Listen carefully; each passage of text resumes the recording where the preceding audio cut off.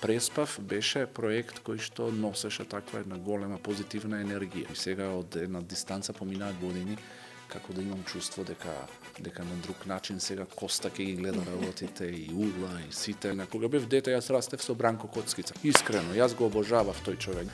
После 20 години го среќавам Бранко и му приидов и таков муабет му направив, но со турската серија што ја снимав сега сватив како тоа би можело да функционира, да изгледа. Флашичка вода да земам, ми доаѓа човек и ми вика, те молам, не земај ти, не ми ја земај работата. Некако во животот се сум поминал. Здраво, Игор, што го врти светот? Љубовта. Најчест одговор на сите време. Кој е последен добар филм што си го гледал? Догмен на Матео Гароне. На серија? Серија, како се вика ова, не го заборавам името, Adolescence. Adolescence, добро. Сме ја збореле на подкастов многу пати, така што фала ти што и ти не ја потврди. Ништо ново, значи. Добро, тоа Нема. значи дека тие се луѓето на тоа ниво. Сега, кажи ми, која ти е омилена земјоделска култура? Или градинарска? Па зависи од омилена. Грозија, одгледување грозија. За гледање или за јадење тоа? Не, за одгледување. Грозија. Инаку патлиџани и пиперки. Правење бавча. Убави патлиџани и пипер. Патлиџани и пиперки за секогаш. Ми интересно ми е кај тебе дека си апсолутно обожаван како актер и во театар, меѓутоа и од деца и од возрастни на телевизиски екрани. Сега секогаш телевизијата и актерот се добар спој. Колку мислиш, правевме една анализа во која што видовме дека сите кои што ни се екстремно популарни актери, кои што влечат големи публики во театар, биле во некакви телевизиски проекти. Колку мислиш дека тебе ти помогнала телевизијата за да станеш подобар актер? Подобар или попопуларен? Двете. Многу ми Why not both? Многу ми помогна, затоа што силен медиум е, не силен, најсилен. Сега, нели, дојде време со овие интернет, ама јас почнав кога не постоеше тоа, така да големите мои проекти помина на телевизија. Телевизијата е најмокна, или беше најмокна до пред некое време. Мислам дека веќе губи. Веројатно, ама пак тие формати се тие. Да, но веќе гледаноста по тие, имам чувство дека тие лајкови, subscribe или не знам колку, 30 милиони прегледи или 300 милиони прегледи, тоа веќе станува некои цифри страшни. Да, веќе кога зборуваме мокно многу. Многу мокно. Порано викавме масовни медиуми за телевизија, а сега интернетот е најмасовен медиум сега што има, постои. не знам, некои направиле сингл и тој сингл за една недела го гледале, не знам, 50 милиони прегледи имал. Да. Сам 50 милиони или 300 или 200 или зборувам во глобално ниво. Тоа добро е за нас или лошо е, зашто од една страна некако најсилните ќе победат, нели, на светско ниво, а од друга страна за прв пат се отвараат нови пазари за нашиве културни уметници. Да, можеби нови пазари, делува многу инстант, многу брзо, многу што дава резултати, но подсвесно имам чувство дека некако има некоја, ова е субјективно моје мислење, дека има некоја леснотија и некоја провидност и некоја плиткост во целото тоа. Да. Можеби грешам, можеби не сум во право, но има нешто што е така, малку пребрзо се стигнува до некои резултати каде што не треба, не знам, прелесно се станува славен, прелесно се станува човек за да стане славен, сега може да, не знам, да тресе глупости, да прави се што и да стане многу популарен. Подобро е да тресе глупости, тоа е како преференција. Па не, тресе глупости кога велам, мислам и на неубави работи. Штета да направи. Апсолутно. Да. И така полека, несвесно, како да го креираме, на тој начин се креира некои нови стандарди, а тие нови стандарди, гледано долгорочно, се, како да кажам, ме плашат. Да, не се толку високи, можеби, како што било некогаш, дека да бидеш, за да станеш популарен, треба да се појавиш во некаков проект. мора да поминеш одреден Така. процес. Не викам дека не, е тоа требаше добро. да се, не знам, за да излезе човек кога бев дете на телевизија, генерално само да го слушнеш, да има што да каже, требаше, не знам сега, нема тоа правила, но требаше да има нешто на плеките, да носи некој товар. Да. Сега може секој да направи што сака, може да земе телефонот и да направи, не знам, инстант Апсолутно, популарност. Да, и ние сме одале на почеток, еве, дури да немаш тренинг класичен преку факултет, како што имате вие актерите, ама јас како водител сум одела на часови кај Лилјана Крстева, сериозни за дикција, например. Точно.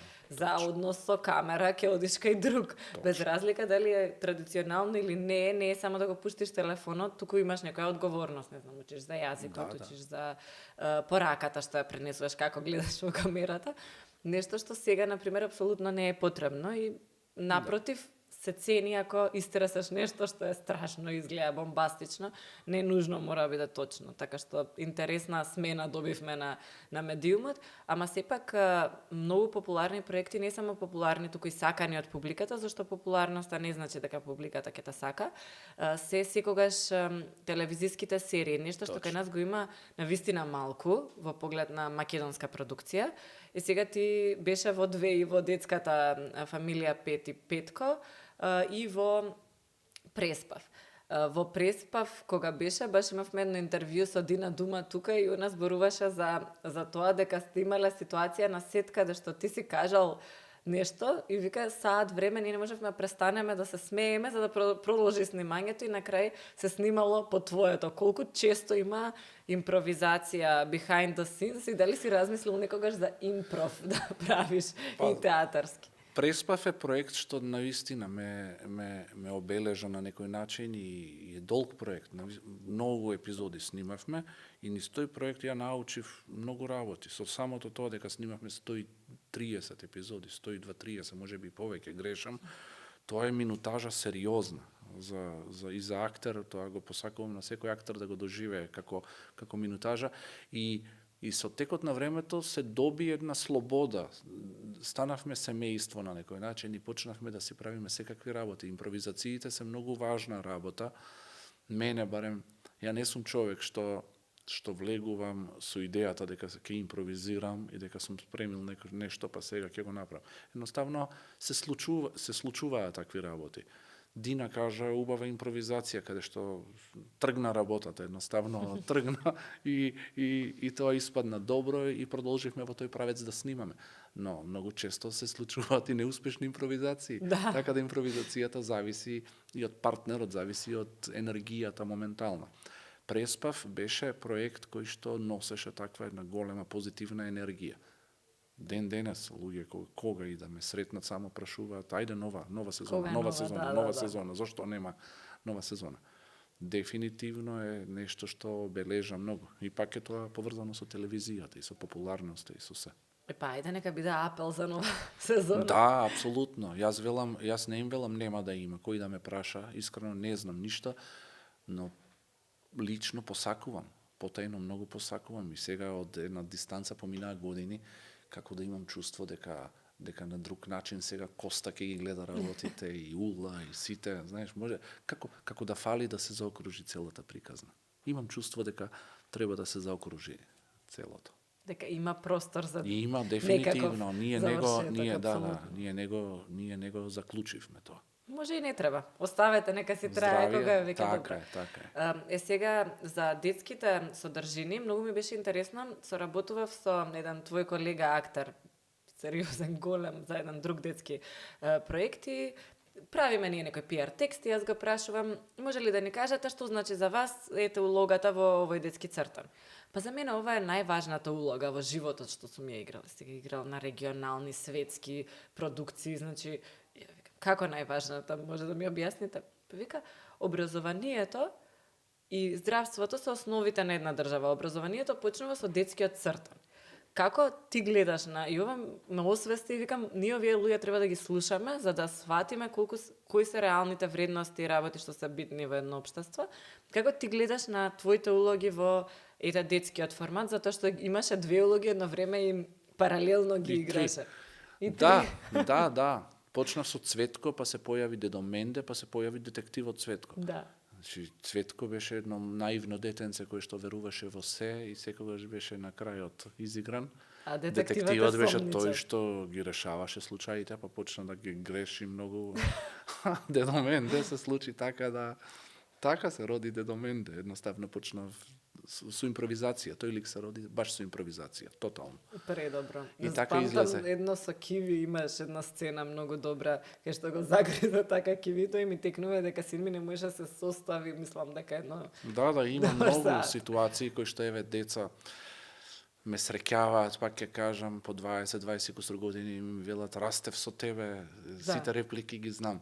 И се пак да се вратиме назад за влијанието. Па, мислам, не сакам да зборувам за такви големото инпут што го имам влијание врз луѓето. Јасно е тоа.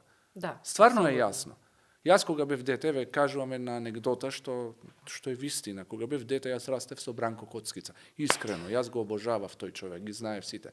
Зборувам за тој период кога ја одеше. Тој беше мојата, како се вели тоа, мојот горе. Да. После 20 години студент, јас на факултет, го среќавам Бранко. Лично го среќавам во Црна Гора на некој театарски фестивал, тој промовираше книга. И му приидов, и таков муабет му направив, му кажав се што чувствував кон него, кон неговото влијание што го имал, и тој супер ме прифати, други работи човекот, си промовира други работи, не знам дали е уште активен, и истото тоа чувство го имам и ја кога ќе ми приидат деца. Многу е важно, затоа што е чист е концептот. Ја се и се што имам работено. Можам да влезам во се и се што ги знам жанровите, знам да се наштимам, знам во секое време колку е саатот. Ние глумците така викаме. Мора да знаеш во секое време колку е саатот. Значи се наштимаш со секој режисер, со секаква будала што ќе дојде, можеш да се наместиш. Петко не се беше... сите режисери будали. Па не зборам сега, не зборам за режисери, зборувам генерално, животот е, среќаваме секакви луѓе, во секакви шеми, комбинации, влегуваме, што се вика мачкани сме со сите бои, знаеме да се наместиме. Но Петко е нешто многу чисто, многу едноставно. Ние имавме пораки од типот немој да пушиш, оти ме гушиш. Имавме мијте раце со сапун. Тоа се елементарни работи. Тоа се елементарни 2-годишно дете, 1-годишно дете. Или не знам, јас кога почнував имаше некоја отровна пластика. Имаше, ако видите, триаголник со пластика, тој и тој, и земаш вака, барав дома по производите пластични. Аха, тоа е тоа. Јас врска немав, ја поима немав дека има и такви работи. Да.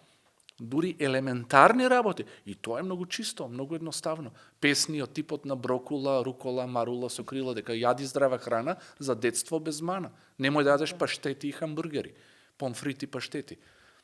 Тоа се стихови што излегува од нас. Ние ги направивме и направивме песни од тоа и пренесовме порака убава. И тоа се убави чисти работи. Апсолутно. Телевизијата е моќна, а тоа што го снимаме е документ. Беше документ. Ние се што правиме е документ. Тој документ некогаш ке и по 20 години, и по 15, и по 30 Да. Па еве од кога не сте снимиле нова епизода, па сега ние ги гледаме. Ама пак газиме, Да, јас кога ќе си пуштам, кога и да пуштам, гледам, се смеам. А Петко почна во почетокот Петко почна во живо. Ние не одевме со сценарија, одевме во телевизија во 5 саат, се пушташе камера и одевме во живо, уште ги има на YouTube, можат луѓе да си отворат да видат како изгледа првите епизоди во Петко, одевме лајв. А live audience conference.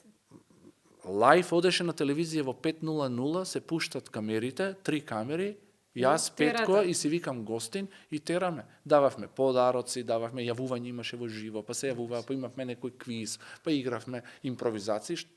Неам зборови. Мислам, јас ден денес кога гледам какви ситуации имаме таму, тоа е не импров, тоа е просто не ми се верува. Кога не можеме да излеземе, баравме.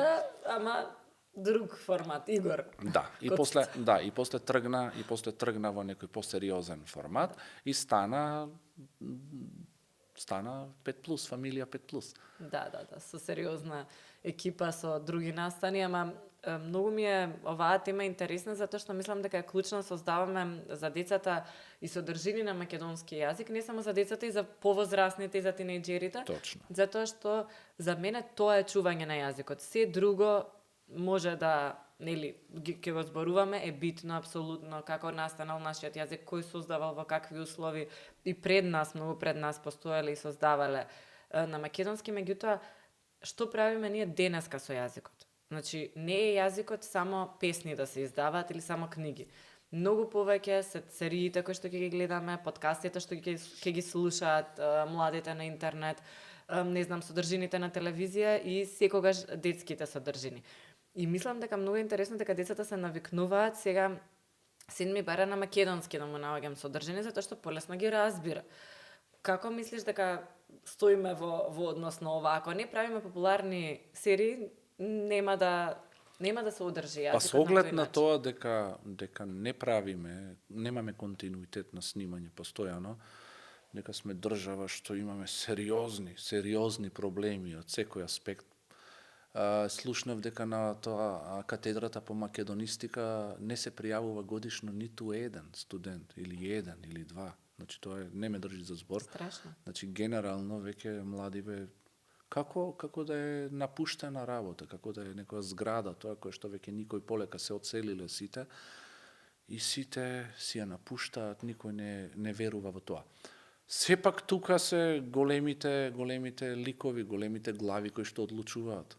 Да, ама сите тие викаат дека го сакаат јазикот, дека сите зборуваат дека го сакаат, ама кога треба да одврзат, да се фатат за джеб, да дадат пари, да снимаме серии, да има детска продукција за возрастни, да се слуша македонскиот јазик. Па да се вклучат македонистите со нови зборови, може. Точно, па има некои иницијативи, ама се е тоа некако на мала врата, некако турниме да кини се. Да, малку е така за жал. Ја не сум некој голем познавач, не сум некој кој што стои за тоа и јас сум сигурен дека и во речникот мој и во јазикот што го потребувам по медиумите не зборувам правилен македонски. Не е тоа толку важно колку што е важно да се негува на начинот да се снима, да се пишува и да се пушта по медиумите македонскиот јазик. Сега децата сведоци сме, сите знаат англиски, сите зборуваат, веќе менуваат зборови. Да, децата не можеме да ги дочуеме. Он ме лајка, он ме хејта, он ми е френдли, како имаше едно за го свиѓам, ме свиѓа. Добро, тоа од моја време. Од твоја? Да, постоеше, ама сега ми е смешно, порано викавме ние меме и сега предаваше еден колега пред средношколци и меме и века го гледат, што е тоа меме? Да, и вика, веќе меме, бе слика смешна и не знам им покажу. Мислиш мим? Значи, дури ни онака бар на гласокот бил англицизам, сега не е англицизам, го кажуваш како што се вика. И јас од син ми само се изненадувам секој ден од такви некои фрази. Слеј. Апсолутно. Добро, тоа не е толку страшно. Па не, ама сега не знам како да кажам. Ама може би баш тој направилен македонски јазик е добар за да може да се доближи до младата генерација. Мислам дека во англискиот јазик и речник не знам колку зборови годишно влегуваат нови, што се надополнува самиот речник за да расте јазикот, да се развива. Зашто да не треба да зборуваме макар и да не е најправилно, баш како што се зборува. Да, супер е оваа поента во делот на македонскиот јазик, ама што правиме со музиката? Мене ми беше интересно кога бев на твојата представа, Сите неубави нешта, инаку предобра, сега вие викате монодрама, ама така се вклучува публиката, ајде да не откривам премногу за тие што ќе сакаат да ја гледаат, обавезно да ја гледаат прва. Така се вклучувам публиката да во ниеден момент мене не ми беше баш само она класична монодрама, што беше многу добра. И тогаш сватив дека ти свириш гитара. Да. Иако на петко сум те гледала во бендот, ама бев као добро, може некој друг ја свири. И те интересира музика, колку долго се да случува ова и дали онака хоби или баш пасија? Па гитара свирам од дете, свирам од мој 12-13 години. Значи, свирам, јас сум, да кажам, да се пофалам, добар гитарист за моите стандарди. затоа што како дете беше тешко да се учи гитара, не идев по школи, само уксум, и чекавме музичарите, во аеродром Растев, и чекавме музичарите кои што идеа да свират, да се приберат, и ние ги чекавме со гитарите, знаевме по 2-3 дура и тие ќе не научеа неколку нови композиции, песни или прстохват, што се вика, како да се фатат новите акорди, и ние тоа го вежбавме. И сега години, после со интернетот, како дојдоа овие технолошките помагала, многу го развив свирењето. Од секогаш сум свирал, и ден денес, скоро во секоја соба дома имаме по една гитара, имам многу гитари, свириме постојано, музиката е составен дел од нашиот дом, постојано се слуша музика. Мојот син, веројатно заради таа музика, пошто пораснате со нејзе, е професионален музичар, се занимава со музика, студира виолина, и музиката е многу битна работа. Јас секогаш гитарата е до мене, и секогаш кога сме, не знам, кога сум нервозен, кога сум наутро, навечер, постојано ја држам во раце и некако ми помага. Да. Имам и мои парчиња, мои песни кои што никогаш не сум ги снимил, немам идеја да ги кај нас. Па некако, можеме да ги свирам. Кога имам гости дома, на пример, ги свирам. Знам да некогаш да ги отсвирам. И многу луѓе ми рекле, ова треба да се снима, дај во студио да го снимиме. Ама некако си велам, ако го дадам на други да го слушат така да стане, по радио да се слуша, некако нема потреба. Убаво ми е вака да си го свирам за моите. А и со син ми свириме многу, кога ќе го натарам со виолината, така да сме одлично звучиме. Значи можеме гитара и виолина. Да, буквално, и свириме сериозни джез стандарди, джез парчиња, веќе некои таблатури кои што се малку покомплицирани. Предобро. Ова ми беше супер кога го сватив, а тоа беше баш на представата. И сега на таа представа некако ми изгледаше како се да од себе, нормално во сите представи си одличен, ама кога е монодрама, еден актер се прави и конверзација со публика и не води низ целата приказна која што треба да ја видиме. Кажи ми, ја изигра и тука и продолжуваш да ја играш во Скопје, ама и во Лондон ја играше. Да. Како публиката различна е прифаќа или секаде се исти прекрасни, зашто тука беше многу? Сега не знам дали да зборувам за темата на представата, ами еве ќе кажам на пример, зошто решив да ја работам представата, затоа што првпат кога го прочитав текстот, сватив дека тоа е нешто што е многу битно за мене, за сите нас, и дека текстот е актуелен.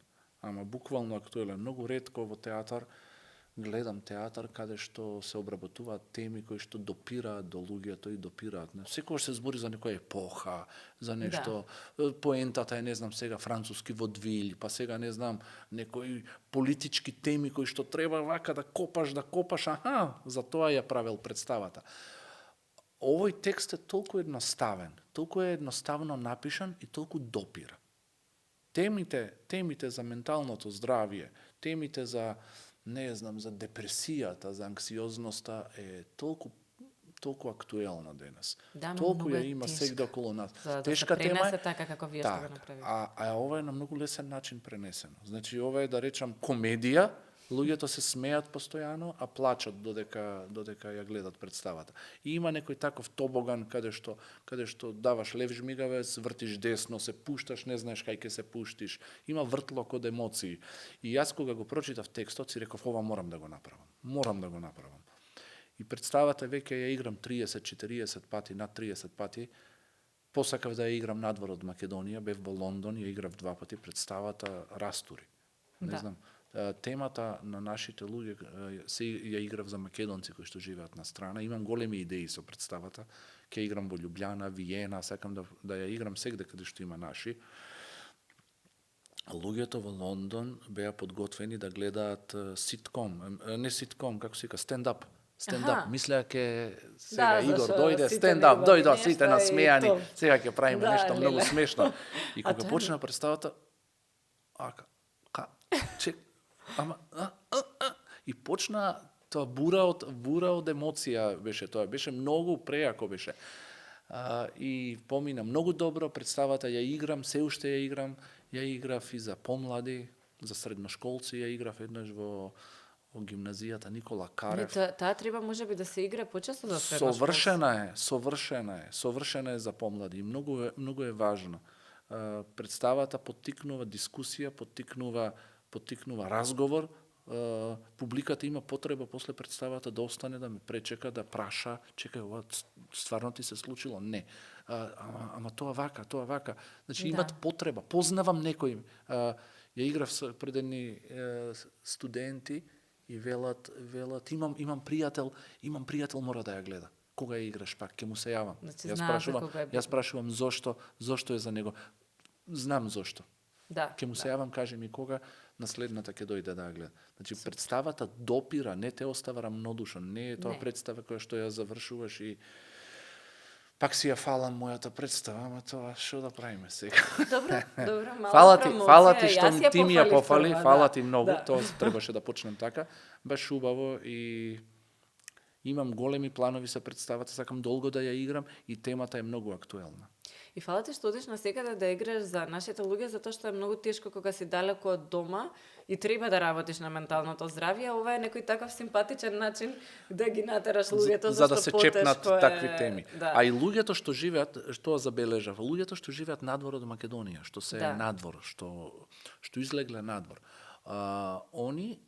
Тие луѓе многу поминале. Они точно знаат, одма ги препознаваат темите. Темата на осаменоста не е иста на луѓето кои што живеат во Скопје, во Македонија, и тие што живеат во Франкфурт, во Лондон, во Њујорк, во каде и да е. Сите почнуваат од ништо, немаат комуникација, начинот на живот овде во семејство, блиските не се тука, се гледаат еднаш на 15 дена со други луѓе. Кај нас сме, како да ти кажам, ние сме...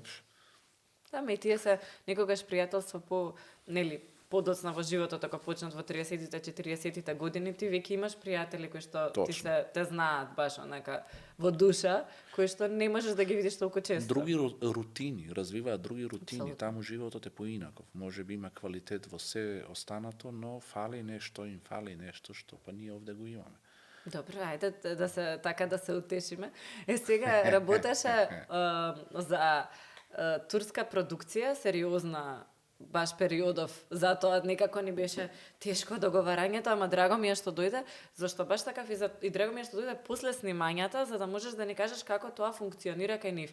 Турците одеднаш се појавија сериозно на сцената на креирање на серии, на филмови, има цела Netflix продукција што е во Турција и како тоа изгледа на еден таков сет?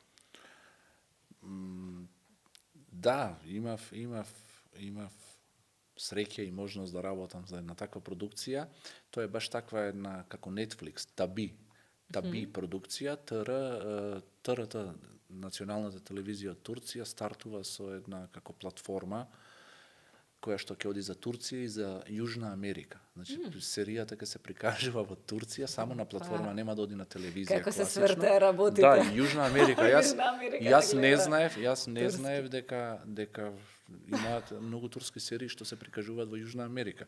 Како што од Јужна Америка нападнаа тука. Па затоа викам како се сврте работива нив некој. И јас, на крајот од снимањето на серијата имавме еден ден за промоција и сега секој актер требаше да зборува за од каде доаѓа. Јас, бидејќи сум од Македонија, зборував за Македонија, кој е најубав град, што препорачуваш за гледачите од Јужна Америка. Каде да дојдат? Ја викам, како Јужна Америка? Па да, вика, ова што го снимаме за Јужна Америка. Ја викам, Охрид има еден многу убав град. Кажи некој рецепт храна, кажувам храна. Што ти се допаѓа највеќе во Јужна Америка? Во Јужна Америка? Јас сега, да. Па последниот пат кога бев. Во Аргентина кога бев и така многу интересно што преку продукцијски, преку еден производ може да стигнеш до гледачите, не знам, во друга некоја хемисфера, во друг крај од светот. Замисли една група од Јужна Америка, кога ќе дојде тука да го види Охрид и да јаде, што им препорача? Им препорача дроп сарма. Дроп И ми сарма. беше тешко да го објаснам тоа на англиски, Бога ми е тешко. како тоа се раскажува за дроп сарма и некои други специјалитети со јазик, со јагнешка глава, кое што треба да се вари, да се прави, пошто тоа се моите Да ти се најоткачани да, работи. рецепти. И после викаш, ај тавче кравче. Да, Ке ви го кажам и рецептот. и тоа го спомнав, искрено, и тоа го спомнав. И пинџури ајвар се разбира. Се разбира. А, Поздрав до сите оние што прават во моментот. да, не знам, нели беше забрането, па сега можеби се кријат. Нели велеа дека нема огнови палење, а тоа бара, нели, ќумбе па да запалиш пиперките да Добро, ги испечиш. можеш на рингла. Охо, на рингла. Не е тоа. Да. Одлична серија, турска серија, снимав, влегов во 10 епизоди, ќе има само 10 епизоди, можеби ќе се снима нова сезона. Не играм турчин, играм македонец, кој што дејството Интересно. почнува во Истанбул, потоа целото дејство се префрла во Македонија. И многу интересно што целата култура турска на јуруците, тоа го направи и Унковски малиот, Ѓорги Унковски со неговиот прекрасен филм. Го гледав. Веќе го препорачав. Диџеј Ахмет, Да. одличен филм. Истата култура на некој начин продолжува да се промовира. И тоа за Турција како држава, огромна држава, колкава и да е многу интересно, а и за мене е многу интересно, затоа што еве јас живам во Македонија, многу малку знаев за таа култура на јуруците кои што живеат во Македонија. Толку мала држава сме, толку не се познаваме. Да, јас кога патував на едни фокус групи низ државата во училиште, така дознав. Да. Прв пат на 32 години, нешто што, нели, ќе речеш на саат време, 2 сати возење се случи. Јас знаев нешто за нив, благодарение на Сема Али, мојата пријателка, инаку и драматургот кој што ја пишува серијата. Таа живее и работи во Турција. Таа ми кажа за нив, а и како дете сум бил на Плачковица и ми се случувало да ги видам. Многу патува, шетав на Плачковица на врвот, од другата страна беа тие јуручки села и секогаш идеа во такви народни носи кои што изгледа совршено прекрасно. И јас како дете ги гледав и ми беше многу интересно. Беа поинаку облечени како Да. во народни носи. Ама бидејќи нема технологија во тие заедници, нели сега тоа и дел од темите кои што ги обработува филмата, нема технологија во тие заедници и некако останале такви какви што се, а од друга страна ние немаме пристап до нив, не знаеме дека постојат затоа што не ги гледаме на Инстаграм на пример, Да. не ги гледаме на Фејсбук. И делуваат И единствено преку филм може да се пренесат. Точно. И тоа делува како да е кој знае каде, дека тоа е толку скриено, тоа е во некоја енклава во светот или не знам на 7700 километри далеку од Скопје.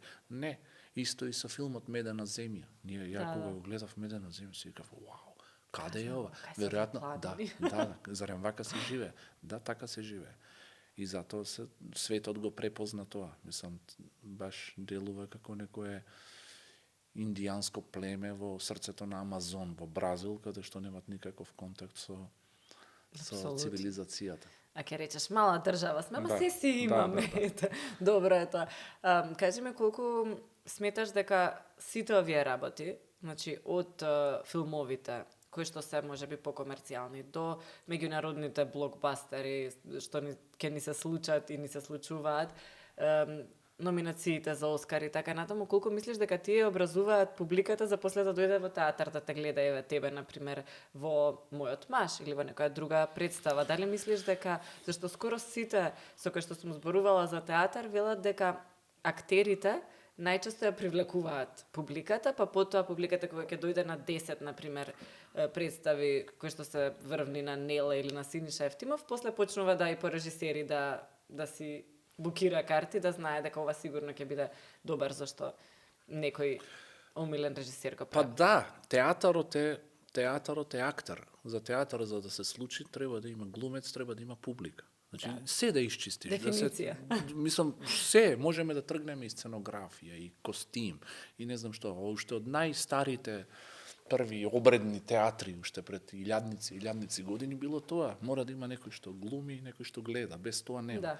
Врти се учи, се врти на тоа. Смислата е публика оди за да гледа актери во живо.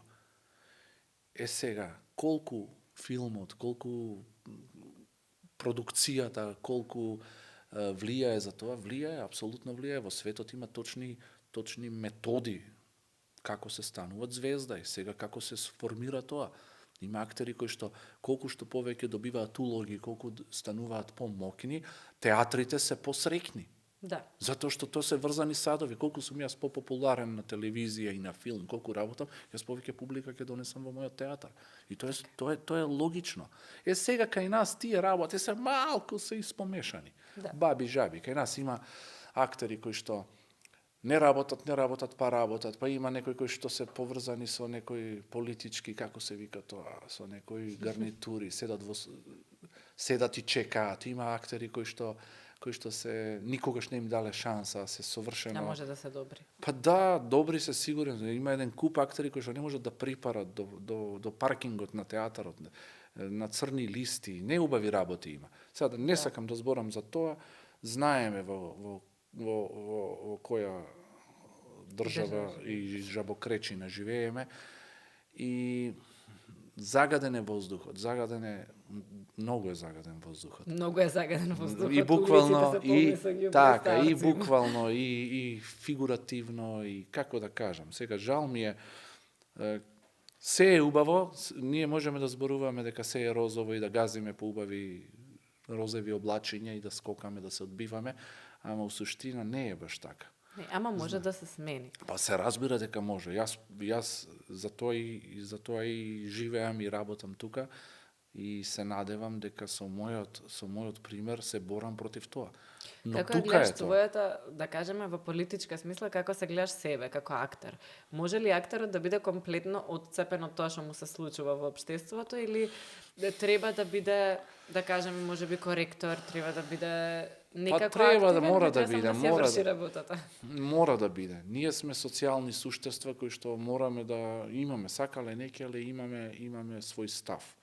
Тој став може да е некој политички, изразен, неизразен, може би да е став на негирање, став на презир, став на ова, но ние имаме став и мораме да имаме став. Сакале некеле, ние со се што работиме, со сите наши постапки, го кажуваме нашиот став. Да. Го кажуваме. Сега некој е многу гласен, некој е многу тивок, некој е очаен, некој си кјути, некој си го гледа својот, како се вика.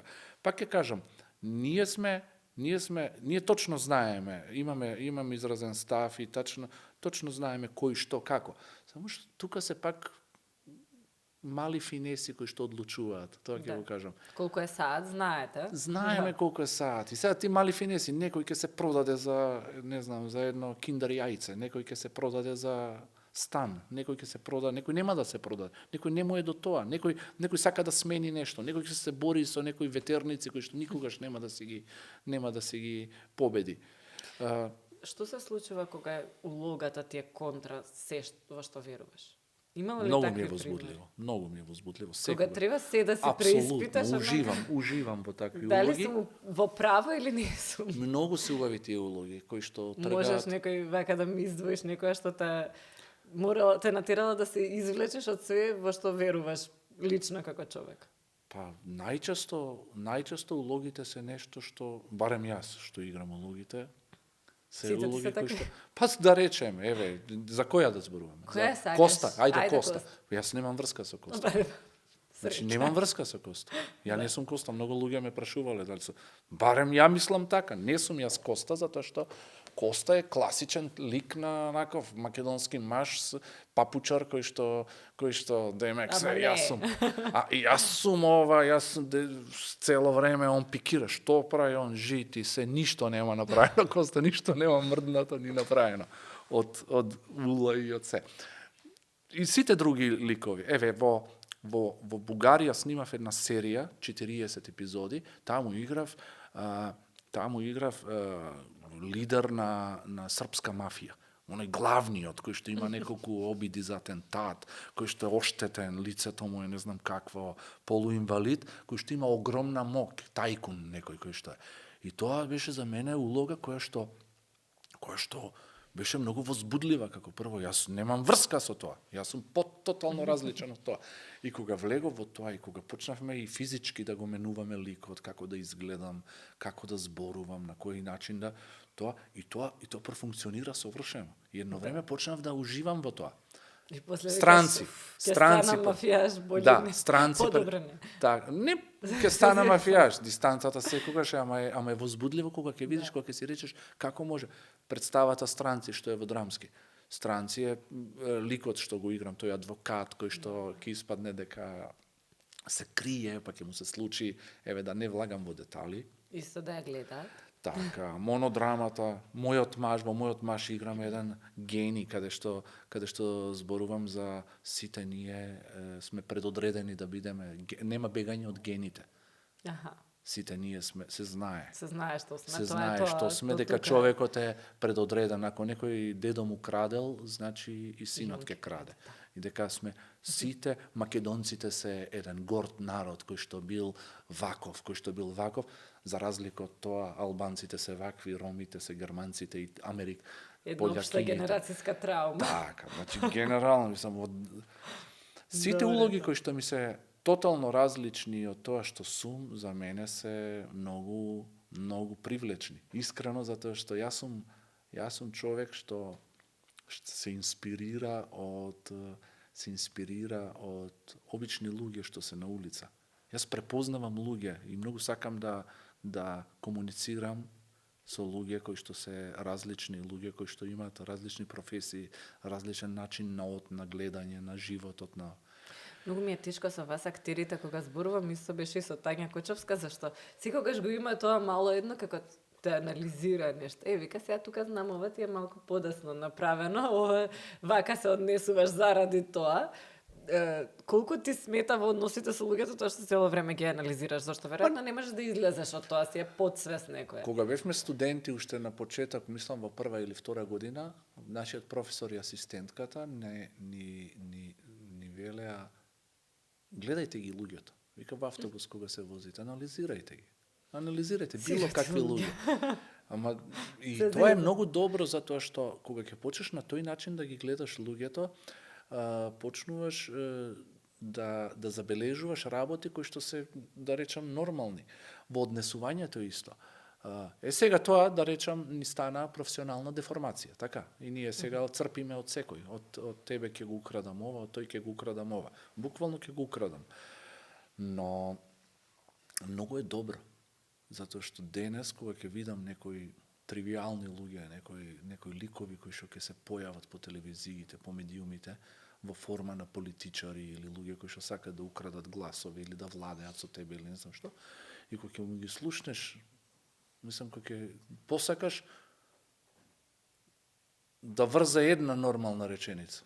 Онака ми се случува, си викам, чекај бе, дај бе, една нормална реченица да каже. Кога ќе гледам некој дуел или некој ме убедува за нешто, си викам, така ние, тоа што го бараме, тоа е тоа. Која е една црта така на политика? Ама такви ликови сега, ја не сакам ништо да цртам, да покажам, ово е ваков, ово е ваков. Мојата професија ме научи да ги препознавам тие квази шалабајзарски ликови кои што сакат да ти протнат нешто и да ти направат. Затоа што тие ликови сум ги прочитал јас уште како студент. Тоа се гоголевски ликови, тие мали луѓе ги има кај Гоголј уште во драмите негови. Нушич тоа го има нацртано совршено, драмите на Нушич се совршено, Чехов, тие мали луѓе. Да, ама кај нас читањето некако се врзува секогаш дека ти ако си културен работник, читаш. Ако си уметник, читаш. Ние сите не читаме. Може ако повеќе читаме книги, како деца, повеќе ќе ги препознаваме и политичарите, па ќе одбереме малку подобро. Така е. Тоа ми е смислата да кажам. Јас со мојата професија сум благословен да кажам, затоа што постојано читаме. Еве со вештачка интелигенција нека не се дадат 2 сати за читање. Така е, ни стигаат секакви текстови, читаме текстови, кога анализираме ние, кога работиме представа, ние не читаме само прочитај, ние 2 месеци работиме на односи меѓу луѓе. И тоа не има научено нас професионално малку да ги препознаваме и задната страна. И утре кога ќе седнам со некој, кога разговарам за било што, полесно ние да ги препознаваме работите. И убаво е да се чита, колку и да звучи сега онака паролашки или не знам како. Знаеш колку е важно, ја и на моите деца им кажувам, мора да се чита. Ти можеш да се занимаваш со музика, можеш да се занимаваш со било што, ама читањето, тоа е толку ти дава една фора. Ти дава предност. Точно, затоа што ти можеш сега на Google, на чат, таму GPT, да седнеш да ти ја раскаже книгата. Да. Ама друго е чувството кога ќе прочиташ книга од 800 страници, 1500 страници. Јас кога допрев некој дела кој што мислев, кога бев клинец, си викав, не, ова е друг свет. Да. Па читаш нешто, па не го сваќаш, не знаеш што си прочитал. Па по 1-2 години се враќаш на истата книга и ја читаш. Па по 10 години и различна гледаш. Повторно ја читаш книгата и како да ја читаш од почеток. Па имаш некои остатоци. Малиот принц вика треба да се чита во секоја фаза од животот, за да различно ќе ја гледаш. Како децата различно читаат, возрастните различно читаат. Има некои лектири. Карамазови, браќа Карамазови истото треба да се направи. Па веројатно. Многу книги има, многу теми, книги, музика што звучала пред 20 години, сега пушти еден албум и слушај го. Тој просто различно ќе ти биде. Јас значи многу интересно ми е дека исправи се Делфина, го гледаме со сестра ми и викам, нема проблем, сите свири гитара, плива, па се надпреварува, па чита, нели такви се сцените во тие југословенски филмови каде што човекот прави се нешто во текот на денот.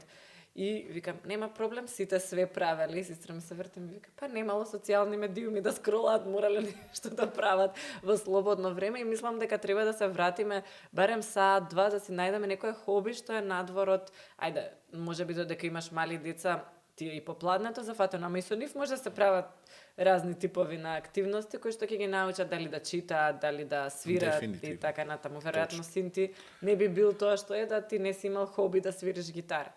Да. Сакам да зборуваме малку и за тоа што правиш ти во твоето слободно време, затоа што за мене беше изненадување кога од извори блиски до твоето семејство дознав дека одгледуваш, имаш бавче и си одгледуваш најразлични култури. Што се случува со тоа? Па тоа е работа што ме прави среќен и ме одмара и ми прави да имам така едно чувство убаво.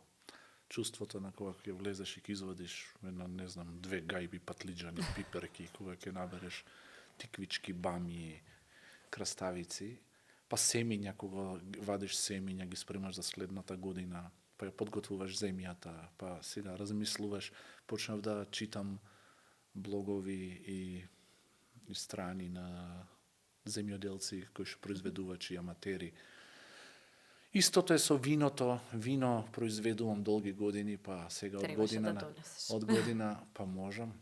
Имам, да, веќе имам младо вино. Друг ќе беше муабетот. Да, тоа е добро. Како не ми текна? Само требаше чаши други да ставаме. Не е проблем за чаши сега. Замисли, жедневме и да ги полневме 3 пати. Да, чувството убаво е. Јас тоа го наследив од татко ми покоен. Тој имав среќа сега да живееме во периферијата на градот, да имаме парче земја кое што е обработливо, чисто е, не користам никакви вештачки препарати и во последниве 15-16 години, секоја година без исклучок имам бавча. Сега некогаш е успешна, некогаш не е, но чувството, дури и Лозија имам близу Скопје и Лозието го работев до пред некоја година. Се во животот некогаш успешно, некогаш не. Ама ова можеш да го изедеш за разлика од сите други работи. Да, парите ќе ги потрошиш. Дефинитивно. Практично е, озбилно е практично. Јас сум немам работно време. Немаме работно време, можеби тоа помага. Сигурно. Од сабајле сум слободен. Сакам да работам. Не се плашам од работата, не ме плаши. Значи можам и да ископам нива од 200 квадрати со рачно. Ти маратони трчаш, не да, пазар. Така да можам тоа да го направам и не ме плаши и е ефтино. Навистина е ефтино. Ние почнавме ова година да береме крај на јуни, почеток на јули од бавчата, па ние до пред 5 дена, веќе сме кој? Октомври? Крај на октомври, Се уште имам пиперки. Во фолијата се уште имам пиперки, тиквици, патлиџан, веќе готов е патлиџанот, многу имам зелен за во туршија. Така да... Една професорка кажа дека тој го спуштал крвниот притисок. Зелениот? Зелениот патлиџан што се става во туршија. Па не само тоа, многу работи го спуштаат притисокот. Да, ма не Има знаеш многу, за тоа многу конкретно. работи. Лук. Прво е физичка работа, друго е лук. Јади лук секој ден да видиш како Да, ќе се ма ова помалку, подобро мириса. Има, да. Да, добра земјоделието физичка е активност, многу ми беше интересно. Возиме на кај Маврово нагоре со кола и трча човек покрај нас нагоре по горницата и Предрик вика, ево Иван, ова е Игор актерот. И се вртам, сериозно си посветен со години на трчање. Да, трчаме. Како Трчам. ти се случи тој шифт? Многу луѓе што се маратонци зборуваат за тоа дека психички многу им помага, ги смирува и подобри одлуки носат во животот. Ти за тоа го правиш или заради Па ете, изглед и... кажа што кажа. Да, има и тоа, има. Тоа е како дрога, озбилно е. Добро. Веројатно е така, Подобро, зависност. веројатно, Па за не знам здравјето. сега тоа, сигурно, не сум по тие работи, ама стварно е, се навлекува човек на џогирање. Се Да. навлекува. Јас почнав пред некои 15, 13, 14 Runners години. high го викаат. Така. Озбилно, сите тие дзидови, има едни дзидови што се викат ранерски дзидови, каде што после 15-20 километар налетуваш на еден блок. Го викат зид, каде што доаѓа време, си викаш готово. Зошто го правам ова? Нема смисла, телото е више на крајот од издржливоста и после тоа има како едно се опушта се и како да си пола метар над земја. Имаше на леснотија. Кога ќе го поминеш тој зид, тој ранерски зид, кога ќе го срушиш, па има некоја, не знам, не се разбирам јас во тие источни, не знам, контемплации и не знам како да ги наречам, ама се случува нешто многу убаво. Почнав пред 3-14 години, кога Затоа и после кога го 20 снимавме. километар те фаќат зидот инаку мене, веројатно, после третиот километар ќе ме Да. фати. Кога го снимавме трето полувреме, тогаш се подготвувавме, тоа е 2010-11, да речеме, и тогаш требаше да вежбаме, да трчаме. И јас тогаш не можев да истрчам еден круг. На 400 метри не можев да истрчам. Кога го истрчав, градите ме болеа, се ме болеше. А здрав прав, не бев некој човек кој што сум бил гојазен многу, па сега. Не, истиот бев. Но тогаш се уплошив, се фрапирав дека не можам 1 километар да истрчам. И некако така почна. Првен почнав си реков, не може. Родител си треба, имаш живот пред тебе, млад си, тогаш имав колку, 30 години. 32 години да не можеш 1 километар да истрчаш. Здрав прав. И си реков, морам да трчам. И трчав, и така некако се роди тоа. Километар, 2, 5, 10, па си реков, ај полумаратон да истрчам. Па го истрчав првиот полумаратон. Прејако. Абе, светот е мој, Да, готово. да. Почнав, тогаш немаше овакви, немаше часовници, оние што ти мерат heart rate. Па со мобилни трчав, лепев тука некои ленти, па дома проверував на компјутер heart rate, срцето како, па почнав дистанци да си правам диаграми. Па да не ти раскажувам, дека еве сега трчам скоро секој втор, трет ден, лето, зима некај, било каде да сум во светот, сум трчал по многу полумаратони, сега веќе дури и не трчам толку маратони, ама трчам сегде. Маврово, бидејќи често сум таму, трчам. Езерото го имам трчано, по планини трчам, планински трки. Вчера трчав, пред представа, бев да гледам представа на рута, пред представа имав некои 2 часа, излегов на кеј, истрчав 12-13 километри. Како луѓе што се возат Да, велосипед едноставно ми е прошетаат, се трчаш. телото го бара тоа. Ако еден ден, 2, трет ден веќе не трчам, како телото да бара, си го бара тоа. Таа доза. Гледам кај нас се почесто последниве 10 години станува луѓе баш низ градот да си трчаат. Да, Порано јас трчав кога бев во средно за да ослабнам и тоа беше голема грешка, пошто од оваа перспектива сваќам дека најмалата добивка од вежбањето и ослабнувањето, се друго е стварно многу поважно.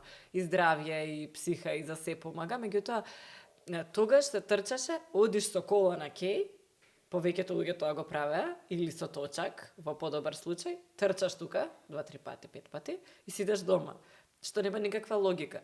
И мислам дека од кога ни отворија виза ефтини летови, почнаа сите да сваќаат дека нема потреба тоа да го прават, за да истрчаш 5 километри, тргаш од дома, трчаш и се враќаш дома и тоа Се е тоа. правиш, рута си правиш круг. Да. Каде трчаш најчесто во Скопје? Па трчам на Кеј, затоа што не треба улици, а и трчам кај мене. Живеам во Бардовци и позади Бардовци има еден дел кој што завршува цивилизација, нема како се вика тоа, нема куки, почнуваат ниви и има многу убави тури си направив како патеки. Имам 12 километри 10, од некогаш одам под до Стенковец, аеродромот, па натаму, па шетам, покрај Лепенец трчам, трчам долги тури. Еднаш неделно трчам до аеродром, до кај брат ми во аеродром живе во другата страна од градот, тоа е 14 километри, од кај мене до таму по Кеј. Безбедно е, затоа што возила нема, па после ќе се вратам. Си размислил да трчаш онакви супер ултра маратони што се како Сум мислел на тоа, одиш. но знам, има и такви, пробав ја и некои планински трки, ултрама така. Знаеш што се менува телото, ако човек почне да се подготвува за такви трки, јас забележав лично за мене дека губам на тежина. И ми се случува да губам 4, 5, 6 кила порано пред некоја година кога бев и кога ќе се погледнав, некако си бев многу слаб. Добро. Мајка ми, што ти зашто си вако, вземи јади. Не, озбилно, и сепак и чувството на човек треба да е задоволен и сака. Да. Мене ми помага трчањето да можам да јадам, да пијам, да се по природа сум гурман, се јадам, се сакам да јадам и уживам во сите вкусови и веројатно трчањето ми помага да одржам некоја како се вика тоа, нормална тежина што јас си се осеќам убаво. Да. Еден период се спремав и за долги маратони до пред 5-6 години и почнав да трчам поинтензивно, почнав интервали, почнав да правам некои други вежби и почнав нагло да губам тежина. Сигурно. Изгубив уште 5-6-7 кила и станав кога ќе се погледнам, викам би стварно изгледав така малце некако како болен да сум. И луѓе ми вика, чекај бе, шо ти е, нешто добро ли си? Плюс мајките се грижат, така крвна што слика јас направили. Оди направи си крвна слика, види како. Да, и у суштина. А тебе може крвта ти била тогаш најдобра во живот. Да, апсолутно. Мене и сега ми е супер е се тоа, тие параметри, ама пак ќе кажам, изгледот и тоа што ти си трчала пред, не знам, за да ослабиш, и не е така страшно. Сите луѓе прават нешто за да се осетат убаво. Ние сите сакаме да си се осеќаме убаво. Да, тоа е смислото. Осеќањето убаво, дури да не ослабеш, пак од вежбањето подобро ќе се осеќаш дури отколку да не вежбаш, на пример. Тоа тогаш не сум го сваќала, затоа што генерално лајфстајлот со вежбање е многу добар. Значи, јас би посакал секој млад, поготово млад. Култура на живењето. Така, тоа е култура на живење. Мене ми е многу криво што јас како клинец, како дете, како студент не вежбав.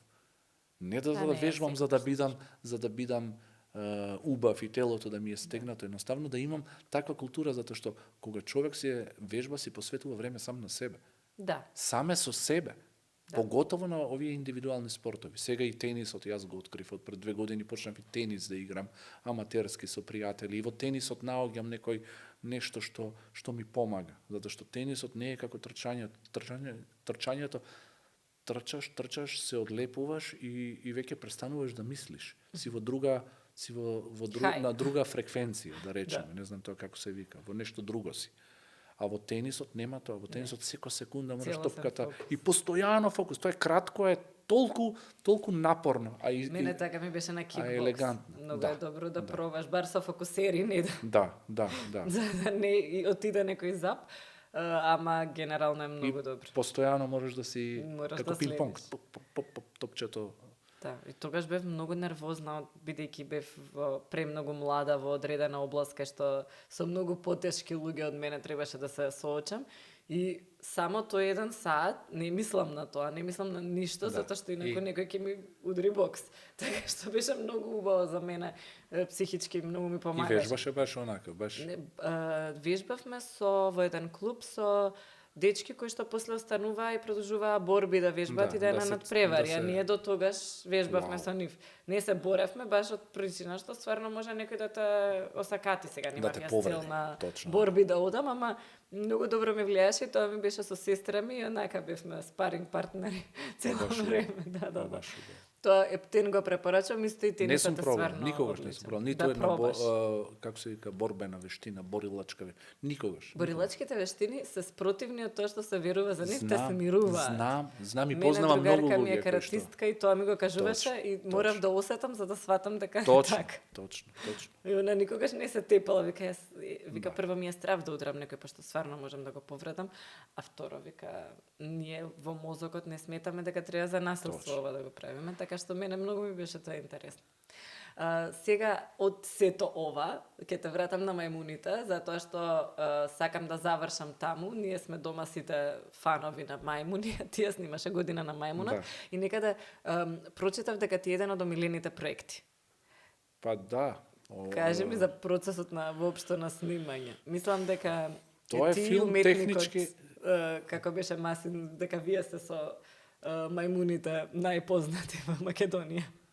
Па добро, Масин е левел ап, он живеел со нив, ги сликал. Масин е, сепак, јас снимав игран филм Година на мајмунот, каде што партнер ми беше мајмун. Знам. Го гледаше филмот, го снимав, тоа е така голем проект за мене, 50 и кусур снимачки денови имав. Главна улога играв, голем филм влегов во поделата, поминав на кастингот и се соочив со еден проект кој што стварно мене ми многу ми значи. И затоа и не случајно кажувам дека и сега кога го гледам филмот си велам вау, што убава работа сум направил. Многу ми е драго, искрено ми е многу драго. Со тој филм не само како актер ми помогна да запознам еден поубаво да запознам еден прекрасен човек, Владимир Блажевски, професорот, кој што не ми предавал мене, ама некако сега сме такви пријатели, го доживувам како член на нашето семејство. Дома кај нас, кога ќе дојде, кога е во можност, ние се радуваме како да ни дошол, не знам, и моите деца пораснале со него. Филмот е прекрасен, работев таму, сега, мајмунот што игра таму не е вистински мајмун. Да, тоа некаде го прочитав. Да, имаме сцени со вистински мајмуни, ама добро, не е важно. Кој го игра мајмунот? Од Англија дојде еден професионалец, Питер, го заборев презимето, човек кој што актер професионален, ама кој што е специализиран за играње во маски на мајмуни. Значи он има играно во планетата на мајмуните, он има играно во многу реклами, во многу филмови. И он е мајмун, тоа му е професионално, тоа му е работа. Предобро. Тој е бивши боксер. Еве сега за боксување. Кога сме кај тоа? Тој е бивши боксер, човекот беше во години, 50 и кусур години, низок пораст. Боксер ги има движењата на тоа, знае точно наведнување и учел како се вика антропологија и движења на мајмуни. И он кога влегуваше, значи доаѓаше со костими, со неколку костими, каде што се облака тоа костумот, подолги раце, екстремитетите на мајмуните се подолги, нели? Се подолги, а главата кога се ставаше, тоа е толку совршено направено и од страна има човек со ваков iPad или со некој електронски уред кој што лицето не е тоа обична кукла. Значи тоа е кукла која што прави експресии. Холивудска продукција ова било стварно многу. Тоа е сериозно. Тоа кога ќе ја земе в главата, како ќе ја допреш, тоа е цела електроника внатре и прави и некојаш кога зборував јас со мајмунот, со Коко, така се викаше, зборував. Да, тој звучеше, електрониката му се слушаше, пошто има очите му му се отвара. Му права, устата му правеше вака, вегите, мустаките, тие што му се влакненцата, ова. Значи, совршено, мене не ми се веруваше. Човек од страна стоеше, например, ако мајмунот ме види и ми направи вака, првата сцена од филмот што е, кај што го бањам, почнува филмот со јас му читам книга, му читам книга во кафезот во Зоолошката градина. И седам и му читам книга, антропологија, Дарвин, замисли. Колку Дарвин луѓе на беа? мајмунот му читаш Дарвин. Омилено е Дарвин, дека човекот настанал Дарвин. Така почнува филмот. И почнува приказна со тоа. Прекрасно искуство. Пак ќе повторам. Прекрасно супер. искуство. Ама и многу интересно е целата приказна како изгледало тоа позади сцената, колку луѓе се обично ова. Зашто многу луѓе не сваќаат дека за да се случи еден филм во 50 дена снимање, тоа треба едно чудо екстремни Много. професионалци Много, да се много. спојат и никогаш да не се скарат и се да биде под конец, зашто секоја минута кошта многу. Да. Така што Продукциски комплицирана работа. Многу комплицирана работа. Тоа е таква една машинерија која што треба да функционира од транспорт, од кетеринг, од храна, па кој како. Тоа е континуитет, па сега да зборувам за светло, камери, екипа, статисти. Да. Актерите да ги држиш во да не се исподтепаат меѓу Да, себе, да се никогаш кажа. може да се Па случи. како не, тоа и за театарски представи е така. Чи многу е важно да се држи контрола, а целото тоа е скапа играчка, не е тоа ајде ќе си одиме дома 3 дена ќе одмориме па да се смириме. Не, тука се решават проблемите Да, на да, лице место. мора у секунда Секој ова ден да се реши. кошта, ама секој ден чини многу пари, пари. Локации, денес снимаме во Охрид, утре сме во Планина, задутре сме во Скопје, па идеме на мостови по план. Јас читав просечен европски филм, долгометражен, дека меѓу 2 и 5 милиони. Значи се Меѓу тоа 2 се... и 5 милиони. Да. Вау. Ама тоа се европските филмови, кај нас се пониски многу сумите. Таа е вкупната сума што се дава за филм кај нас воопшто. Ама сакам да кажам, сите тие средства се предвидени за целата таа екипа што тие денови ќе снима и после ќе монтира додека да дојде до крајниот производ и секако ние секогаш го забораваме пиерот или маркетингот, а во филмот тоа е многу битен елемент за да стигне до Па до да речеме, публиката. Да речеме, после во постпродукцијата најбитно е пласманот. Трейлерот и пласманот. Мислам, кои фестивали во Холивуд, тоа е совршено доведено. Значи, и лошите филмови проаѓаат совршено, они имаат бокс офис, идат Зашто они си наоѓаат каде, кој филм за каде е, и си наоѓаат како. Тоа е нешто што јас не знам што е тоа. Еве, мене ми се случило, сум имал среќа. Ти посакувам да дознаеш. Да, многу сакам да го видам, ама еве, најблиску до тоа ми беше со снимањето на турската серија.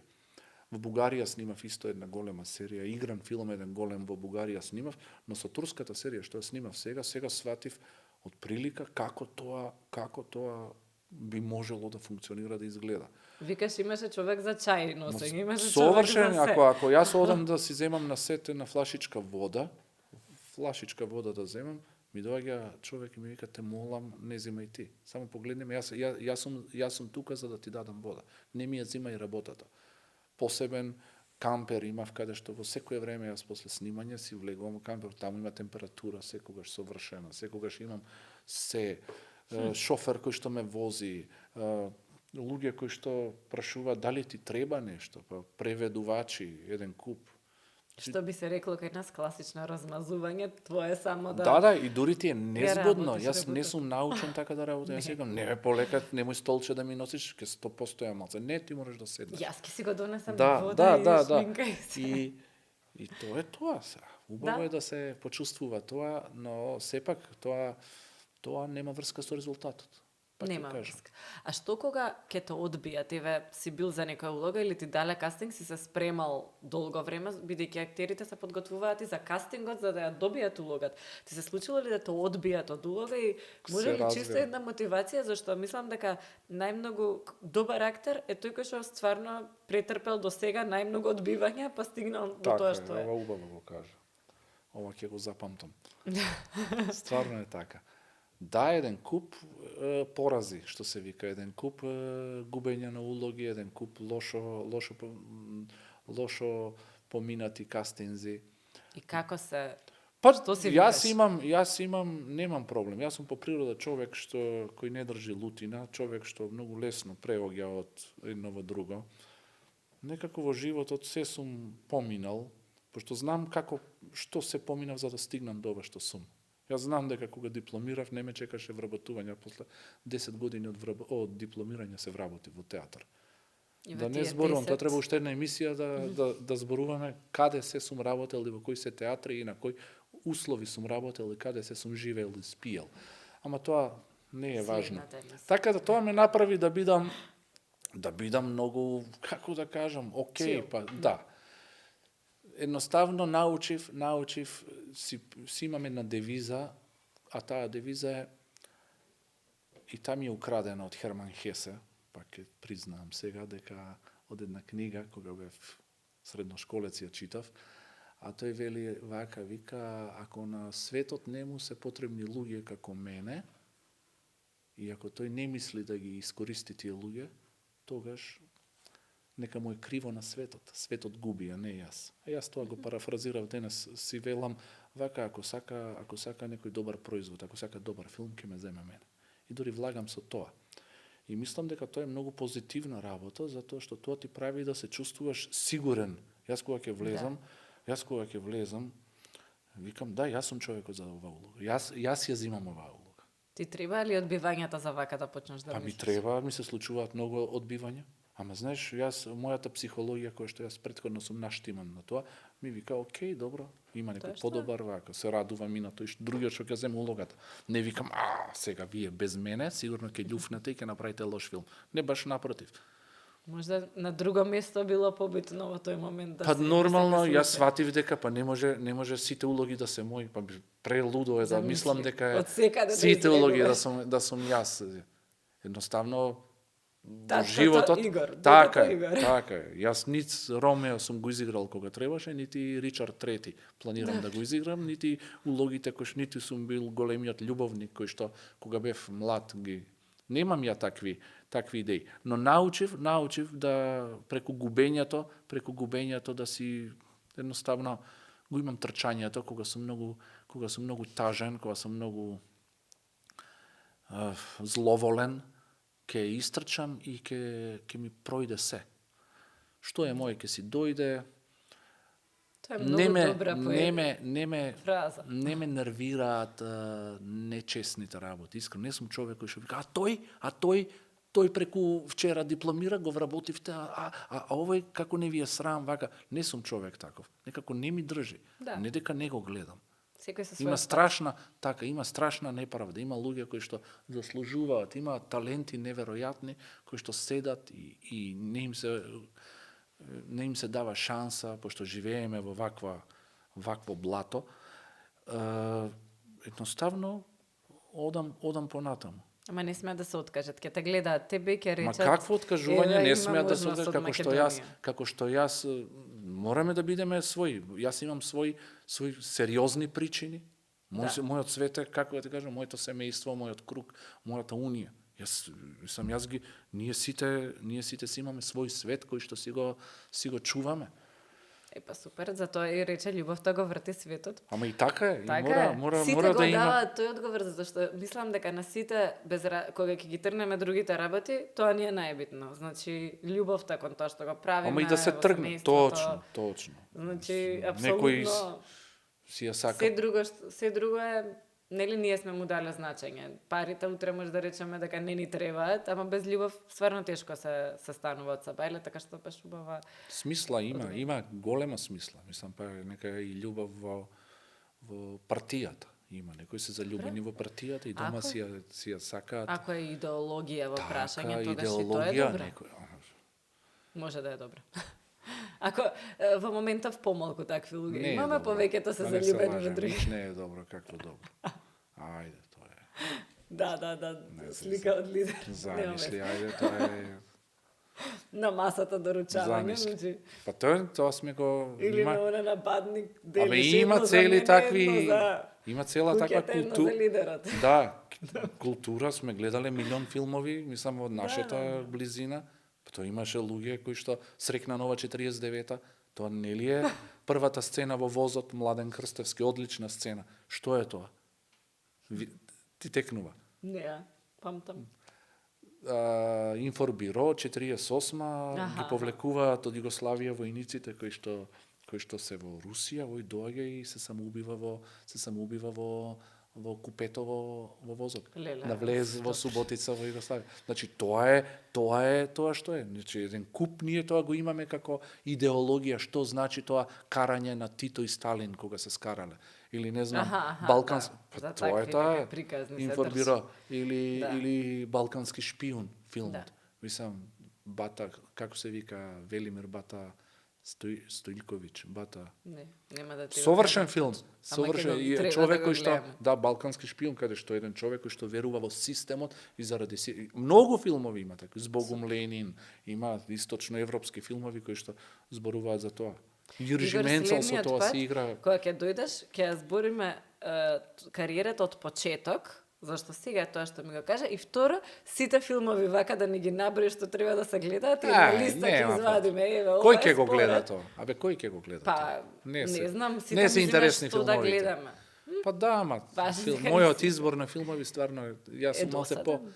па веројатно за денешниве е досаден. Еве уште еден. Нека филм. пробаат. Еве уште еден филм ќе кажам, Hit the Road. Hit the road. Hit the Road, ирански филм е, 2000, мислам некоја, сега, прв филм е, дебитантски филм е на синот на еден познат ирански режисер. Не ми текнува името. Филмот се вика Hit the Road. Hit the road. Филмот е цел филм во еден джип, во една кола. Цел филм. Совршен филм. Совршен. Еве го препорачувам тој. Може би Баш. не Баш ќе видиме што ќе ни пишат тие што ќе го гледаат. да го гледаат. Да. Hit the Road. Hit the road. Ирански филм. Фала и на Фала тебе. ти многу. Се гледаме пак.